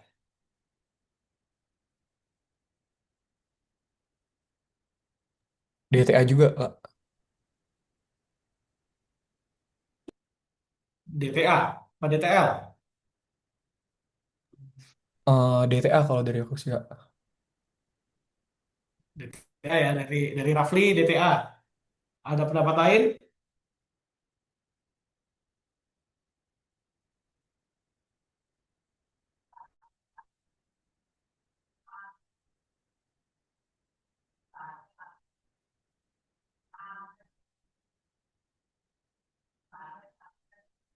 Nah, ini penjualan yang accrual ini penjualan ya.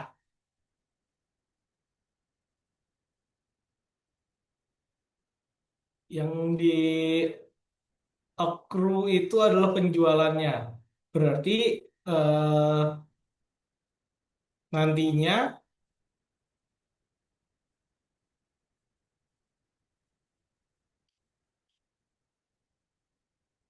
tax income akan lebih besar atau lebih kecil nih? Coba Rafli. Gimana, Kak? Sorry, Kak. Tax Ini kan income-nya? Mm-mm. ini kan penjualan. Jadi Iya. penjualan yang di accrue. Nah, berarti secara tax income itu akan lebih besar atau lebih kecil daripada accounting income-nya Oh, akan lebih besar ya ke depannya. Bener nggak sih, Kak? ke depannya. Di saat ini Di saat ini akuntansi yang lebih besar di awal. akuntansi lebih besar di awal daripada tax income. Iya. Oke, kalau kayak gitu berarti kita kembali ke bahan tadi saat di saat ini yang lebih besar itu adalah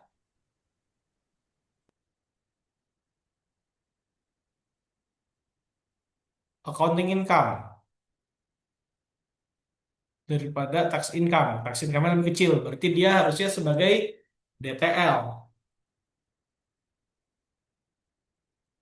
Jadi kita lihat itu ya, kondisi yang terjadi di saat awal terjadinya transaksi. Iya bener nih, Kak. DTL nih, Kak. Ya, sorry, Ya, sorry, sorry. Iya, DTL. Bener-bener. kebal Ya, kebalikan sama yang D kebalik. ya. Kalau D kan tadi Iya, iya, karena iya. yang Kebalikannya bebannya yang ya. D dia. Iya, iya, betul-betul, Kak. Sorry, sorry. Makasih, Kak. It's okay, nggak apa-apa, aman. Mm-mm. Kalau gini kan jadi brainstorming kita, Betul, betul. biar Iya, makin ya, kebalik bagus. dia berarti dari yang D. Bener. Oke, lanjut yang F. Pendapatan bunga diterima dari investasi pada obligasi pemerintah yang bebas pajak.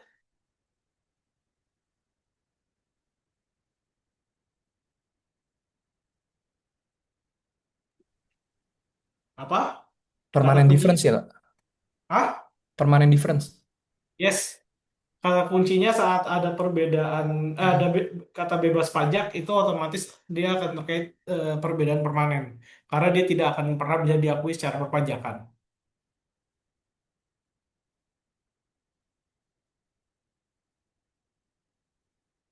Oke, untuk beberapa aset, metode penyusutan garis lurus digunakan baik untuk tujuan pelaporan keuangan maupun pajak, tapi umur aset lebih pendek untuk tujuan pajak.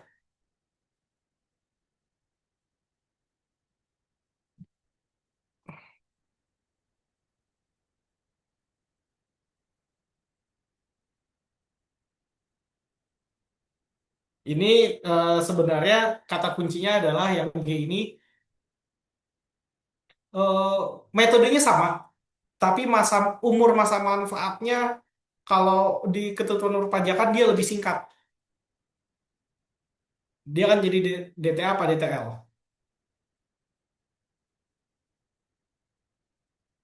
DTL. Kenapa? Kenapa DTL? Anggita, Rafli, silakan. Depresiasi pajaknya itu berarti lebih besar di awal nggak sih Kak? Karena umur asetnya juga Lebih lebih besar di pendek untuk awal. tujuan pajaknya. Yes, betul. Penjelasannya tepat sekali. Jadi jawabannya sini DTL. Karena secara perpajakan bebannya jadi lebih besar di awal alokasinya. Oke, lanjut. Tinggal 3 lagi. Udah mau jam 4. Oke, laporan pajak mengakui pengurang sebesar 80% dari dividen yang diterima dari berbagai perusahaan. Metode biaya digunakan dalam pencatatan investasi terkait untuk tujuan pelaporan keuangan.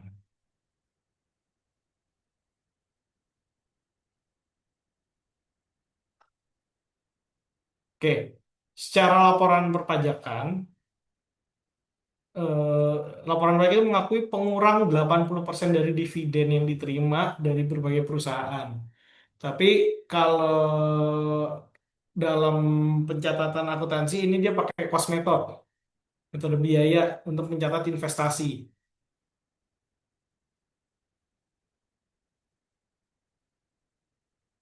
Tapi kalau pajak pencatatan pencatatan investasinya ini boleh dikurangin nilainya 80% dari dividen yang diterima. Ini akan jadi beda apa? DTL, DTA atau beda permanen? Permanen, Kak. Oke, karena Dividen nggak kena pajak. yes, ini ada perbedaan standar sehingga dia akan jadi beda permanen dan itu nggak akan pernah ketemu titik tengahnya. Lanjut, dua lagi. Estimasi kerugian atas gugatan hukum dan klaim yang masih berjalan di-accrue dalam pembukuan.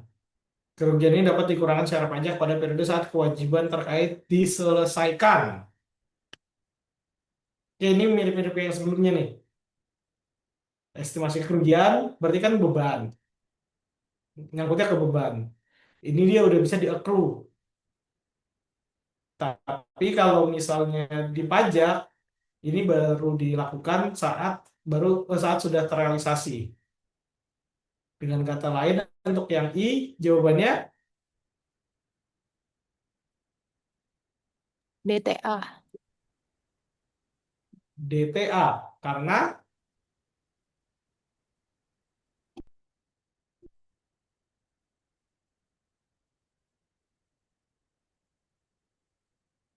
Karena tadi ya, expense-nya ya,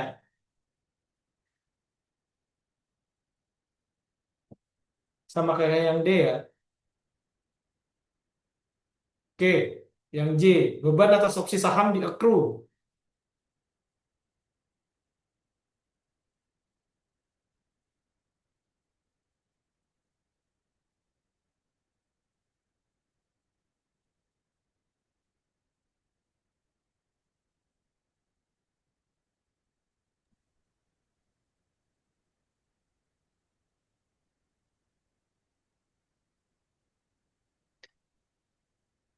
Ini apa? Yang J, TL.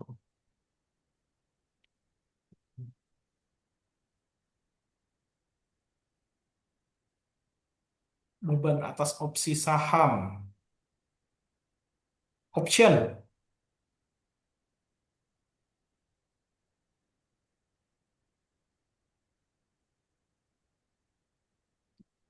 Oke, ini kayaknya soalnya bisa ditafsirkan ini, cuman biasanya opsi saham, kalau misalnya dia bisa secara ketentuan dua-duanya bisa diakuin ya, diakuin baik secara akuntansi maupun secara perpajakan, tapi dia beban itu di accrue, dia harusnya sebagai DTA. Tapi kalau misalnya ternyata pembebanan ini salah satunya tidak bisa diakuin secara metode perpajakan atau secara metode akuntansi, itu pasti jatuhnya akan ketiga. Bedanya intinya gitu. Cuman ini gue juga sebenarnya belum kebayang beban atas opsi saham itu dalam bentuk apa pengakuan transaksinya. Kayaknya enak, sebenarnya lebih enak kalau pakai bahasa Inggris ya, tapi karena soalnya pakai bahasa Indonesia, ya udah kita anggap aja ini pakai satu sebagai DTA karena bebannya di accrue. Oke, teman-teman, ini udah mau jam 4. Gue mau nanya dulu nih, mau satu soal lagi atau mau gimana? Yang soal 2 itu kayak gimana, Mas? Banyak banyak nggak ya? Eh, Ini sebenarnya eh, eh, logiknya kayak tadi nih.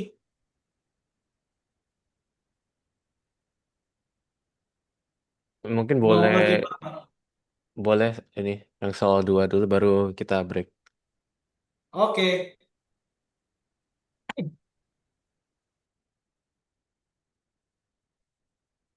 Tadi kita belum bahas soal EPS belum ya? IPS belum ya, belum tadi IPS. Apa mau IPS aja? Ini gue nanya dulu nih teman-teman lebih butuh yang terkait income tax atau terkait IPS atau terkait dilutif. Paling teman-teman masih bingung.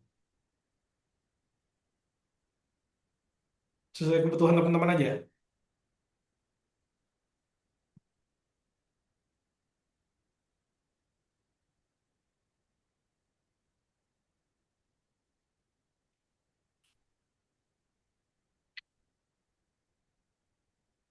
Karena waktunya kurang sih sebenarnya. Kalau gitu paling penjelasan untuk IPS sih, Mas. Kalau ini kan kita udah ada Latin jadi udah ada gambaran. Tapi untuk IPS mungkin bisa eh, di, dibantu karena banyak yang bingung juga soal cara cara ngitungin cara nentuin mana yang dilutif sama anti-dilutif. Ada yang bingung soal itu, Mas. Oke. Oke, kalau gitu ini sebelum break kita ke dilutif. Cuma ke yang IPS, cuman gini, teman-teman kalau misalnya nanti di luar sesi ini, di luar hari ini, sebelum ujian masih butuh mau nanya-nanya, gue tetap ngebuka ya jalur komunikasi untuk nanya by WA gitu, atau kalau misalnya eh, teman-teman sempat malam mau online di luar ini, coba dikabarin aja. Mungkin kalau misalnya kita bisa bikin yang tidak terstruktur ininya atau lebih informal, bisa juga sih kalau teman-teman mau gitu ya, misalnya belum butuh. Tapi sesuai ini kita masuk ke dulu ke yang IPS. IPS yang udah disiapin. Oke,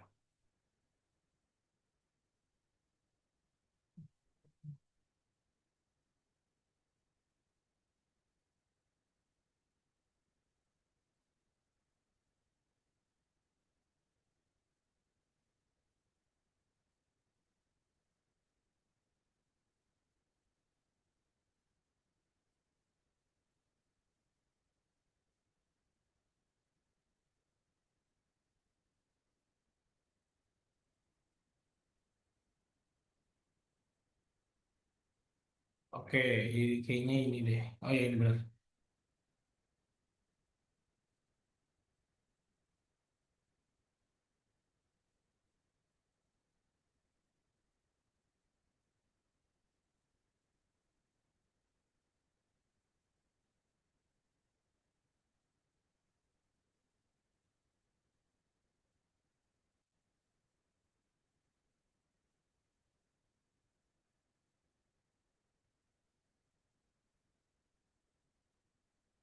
Oke, kelihatan ya di layar. Iya, kelihatan, Mas. Oke, ini satu soal IPS kita ngambil yang soal nomor 6. EPS with options, various situation. Jadi di soal ini disebut bahwa eh, Manson PLC net income di tahun 2022 itu ada 90.000. Oke, ada 90.000 eh, pound sterling ya ini kalau nggak salah ya satuannya ya. Ada 90.000 pound sterling. The only potentially dilutive securities outstanding were 1.000 option issued during 2021. It's exercisable for one share at 6 pound sterling. Oke, jadi dari sini kita tahu net income untuk tahun 2022 dari si Manson ini ada 90.000 pound sterling. Oke, nah di tahun 2021 dia sudah mengeluarkan dilutive securities sebanyak 1.000, ada 1.000 option. Lalu masih dengan di harga di saat itu yang berlaku ada 6 pound sterling. Nah, selama tahun 2021, 1.000 option yang diterbitkan ini nggak ada yang diubah menjadi saham. Semuanya masih dalam berupa option. Belum belum belum di belum di exercise untuk jadi saham. Kemudian selama tahun 2022 terdapat 7.000 ordinary share saham biasa yang beredar itu ada 7.000 lembar.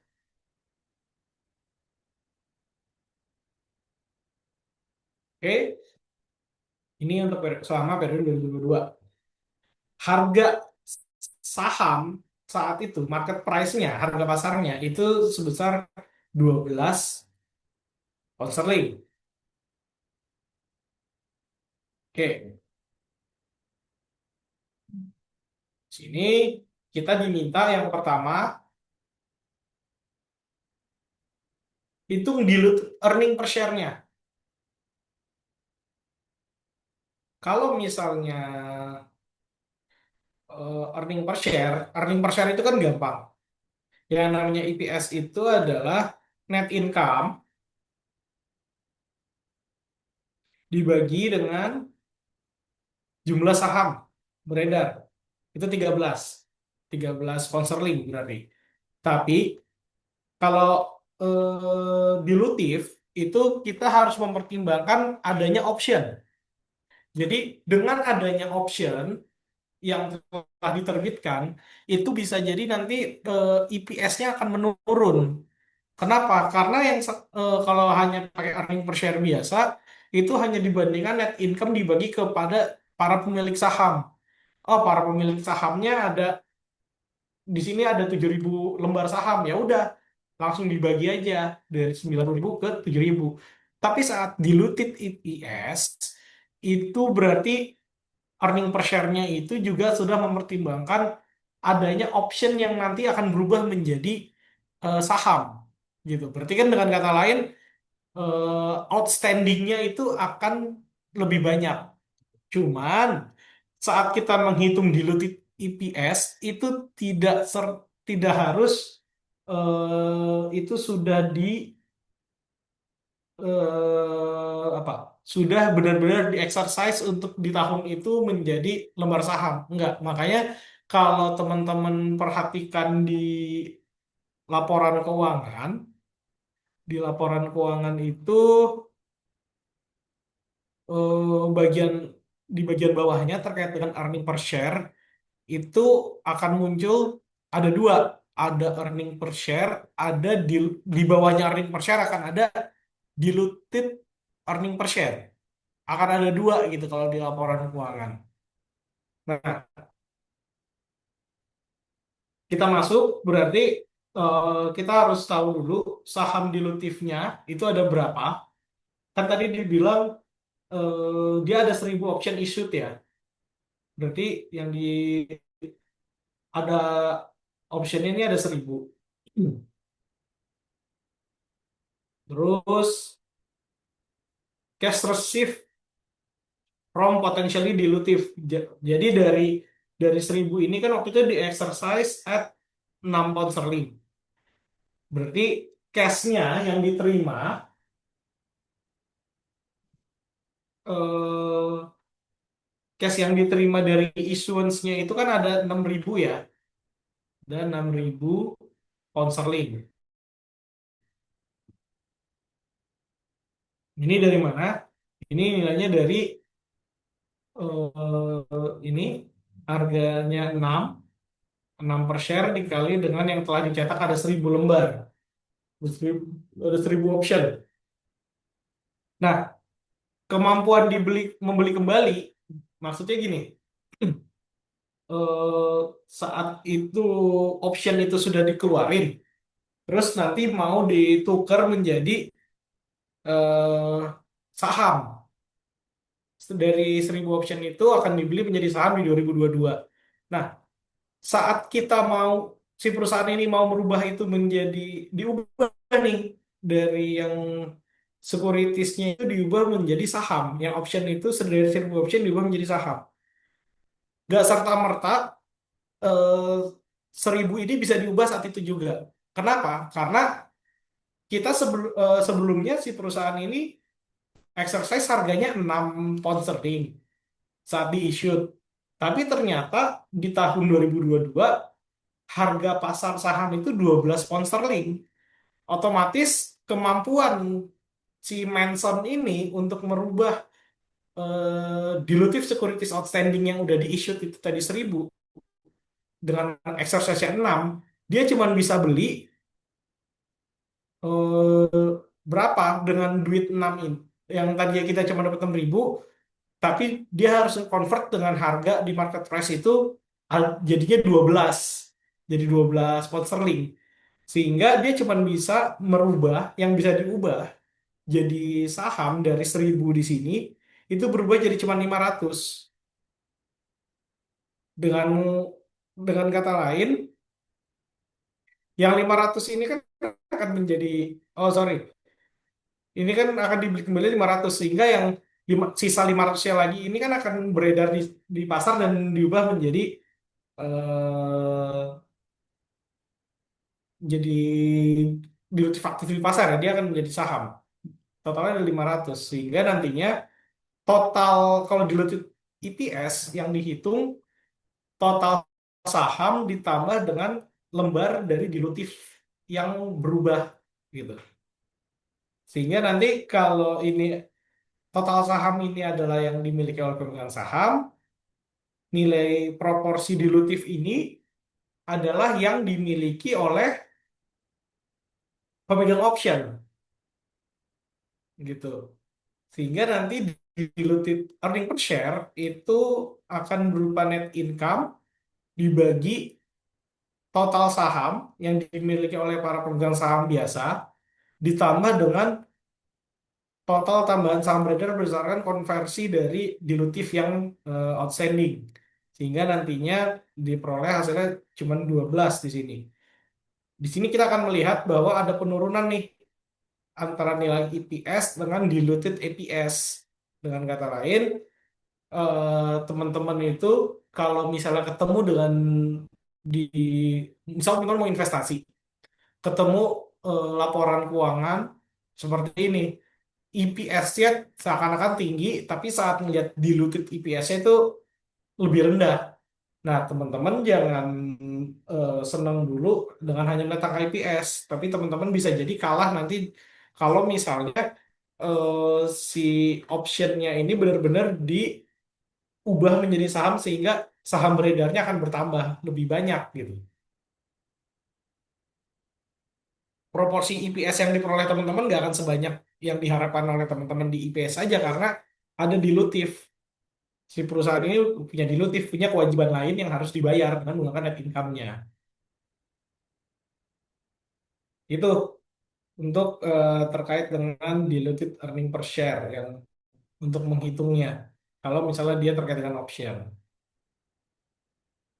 Nah, lalu soal yang B, ini diasumsikan dengan kondisi yang sama dengan A, tapi 1.000 optionnya ini diterbitkan pada 1 September 2022.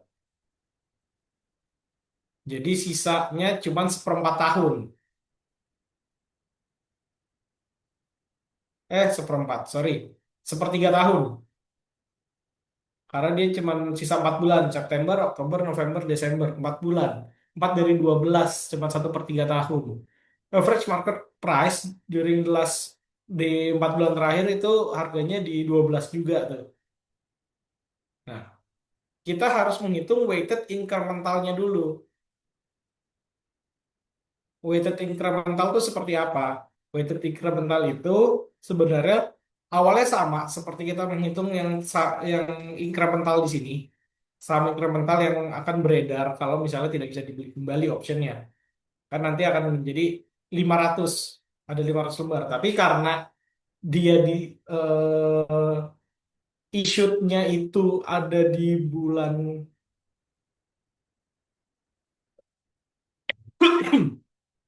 di bulan September 2022, maka proporsinya hanya 4/12 dikali dengan proporsi bulannya. Jadi 4 bulan dibagi 12 bulan yang berlaku dalam 1 tahun dikali dengan harganya. 4/12 dikali dengan jumlah saham beredar sehingga weighted incrementalnya ada 16,667 lembar.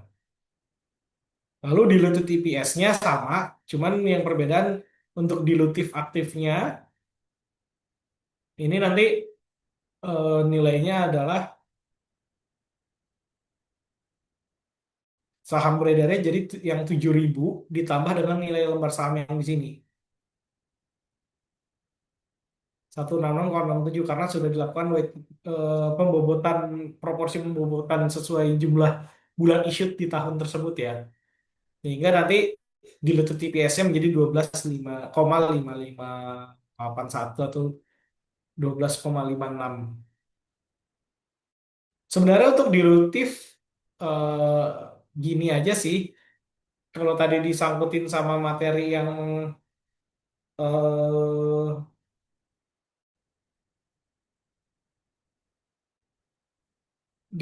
kalau tadi kan yang sebelumnya dilutif ini dilutif untuk bond ya. Kalau bond diubah menjadi saham. Kalau ini di bagian EPS-nya. Jadi yang dilutifnya itu juga diperhitungkan sebagai penghitung EPS. Mungkin seperti itu aja, udah 16.08, udah kelewat jam istirahatnya. Nanti gini deh, ini akan aku share juga. Sama kalau misalnya ada soal yang bingung dari soal yang ini, kayaknya kuis ini ya, kuis paralel ya. Bener nggak, Fedrian?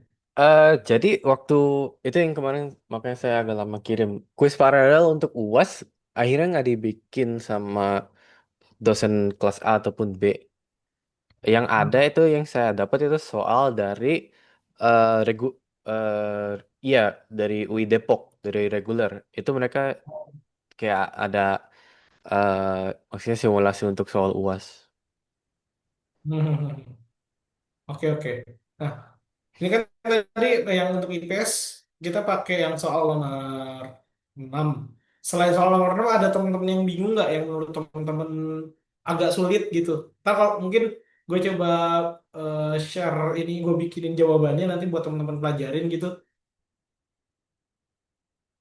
Ada request nggak di nomor berapa yang benar-benar menurut teman-teman agak tricky untuk ngerjainnya.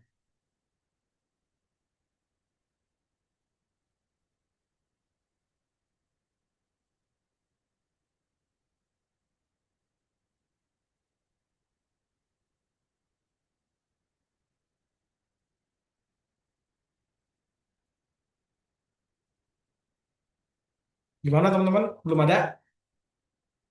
Ada nggak apa-apa kalau belum ada sih. Tapi nanti misal butuh dikabarin aja. Biar kita bisa aku bantu bikinin ininya penjelasannya secara tertulis buat teman-teman belajar juga. Gimana kalau gitu Fedrian dan teman-teman? I- iya, paling kayak gitu aja, Mas. Gitu aja ya. Nanti iya, nanti saya tanyain lagi ke teman-teman kalau misalkan ada salah satu soalnya yang buat mereka sulit ditangkap, nanti saya sampaikan ke Masnya juga. Atau mereka bisa langsung sampaikan ke Mas. Hmm. Tanggal berapa sih untuk yang ini AK? AK itu kalau nggak salah tanggal Rabu tanggal 3. Benar kan teman-teman? Perasaan tanggal 3 ya, hari Rabu, 3 Juni. Oh, 3 Juni. Oke, karena kita liburnya besok kan teman-teman kerja yang PNS WFH ya besok ya. Mm-mm. Ya, kita masih ada waktu sampai hari Senin gitu kan. Kalau misalnya, karena kan Senin juga masih libur tuh. Kalau teman-teman mau discuss, silakan, nggak apa-apa. Mau nanya gitu ya, Mm-mm. mana yang bingung, gimana caranya, kontak aja. Bisa terpusat lewat Febrian atau chat langsung, nggak masalah. Nanti kita coba bedah kesulitannya teman-teman. Paling gitu ya, Febrian ya. Iya, siap Mas. Ya, mungkin udah jam 4, istirahat dulu mungkin ya buat teman-teman ya. Mm-mm. Paling istirahat ya 30 minute break gitu, jadi sampai jam 4 4:01 kira-kira Mas. Oke, boleh. Nah, ini tadi ada pertanyaan. Ini ada pertanyaan siapa? Nggak tahu. Febrian ini siapa yang nanya tuh tadi? Fadli, TGR-nya Fadli berapa yang untuk nanya. resign? Mm-mm.